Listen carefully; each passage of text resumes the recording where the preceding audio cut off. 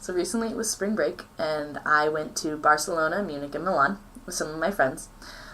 The best stories happen in Munich, so I'm going to tell those. Alright, so we stayed at Jaeger's hostel, and it's right next door to two other hostels. And our hostel had a bar as well, and those two had bigger bars with more people, because I think they're bigger hostels. Anyways, the internet didn't work in my room, so I had to go down to the lobby to use the internet. So I walked down to the lobby with my little iPhone, because I didn't bring a computer with me. But, I want to check in, talk to my parents, see Facebook, 20, etc. And when I walked down to the lobby, there are, 10 really big guys sitting in the chairs, and then all of a sudden they get up, move, and sit down again. And then one guy lays on the floor.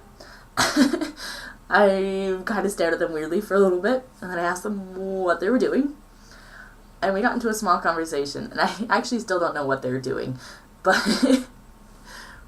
weird way to start off the night. And then I'm sitting at the chair by the window, and this weird guy comes in, and he comes up to me, and he touches my hair, and he's like, "You have beautiful hair."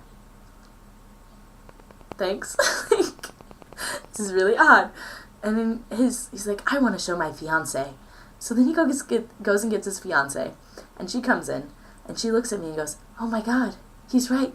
You do have beautiful hair." And then they both come over and they want to touch it. Oh, okay, this is kind of odd. They're like, "Hey, we're staying at the hostel next door. Do you want to come over to the bar there? There's lots of people and they're all your age and you're going to have fun." It's like, okay, why not? It's next door.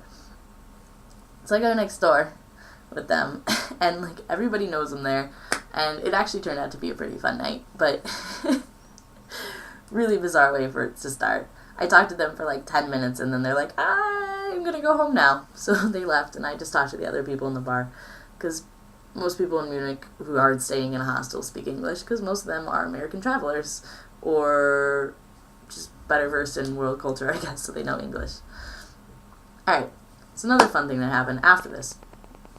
I head back to my lobby, where I intend to get on the internet again. Still doesn't happen, because now I have an obnoxious German wandering off the streets. He sits down, and he starts talking to my friend and I. And I was like, okay, well, that's fine. His English is actually very good. I wouldn't have guessed that he was German just by his English. Until he started talking about world events.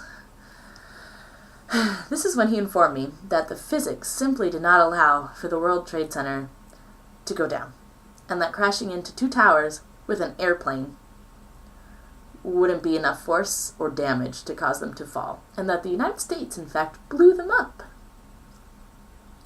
Yeah, according to him, he studied upper-level physics.